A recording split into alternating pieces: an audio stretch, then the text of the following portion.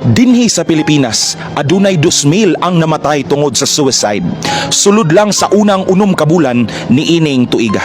Pila pa kaha ang naghilom nga ga-struggle karon. Stress sa trabaho, burnout, walay pahuway. Social media, pressure kaayo. Puro show off, puro compare. Pero kabalo ba ka?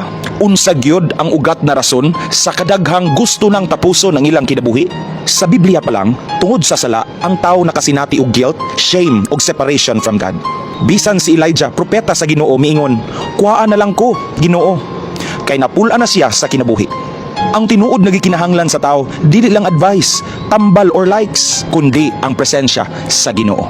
Nagingon ang Philippians chapter 4 verse 6 to 7, "Do not be anxious, and the peace of God will guard your heart and mind." Kung gikapoy na ka, ayaw kahadlok pangayo og tabang. Ipadayag ang imong gibati ug kabalaka didto sa imong mga higalang kasaligan. Ug labaw sa tanan, duol sa Ginoo, because healing begins when you're honest with God. Igsuon, imo bang gibati na nawad-an na ka og paglaom? Hinumdumi na ang Dios nakasabot sa imong sitwasyon. Gihigugma ka sa Ginoo ug aduna siya'y nindot na plano na giandam para kanimo.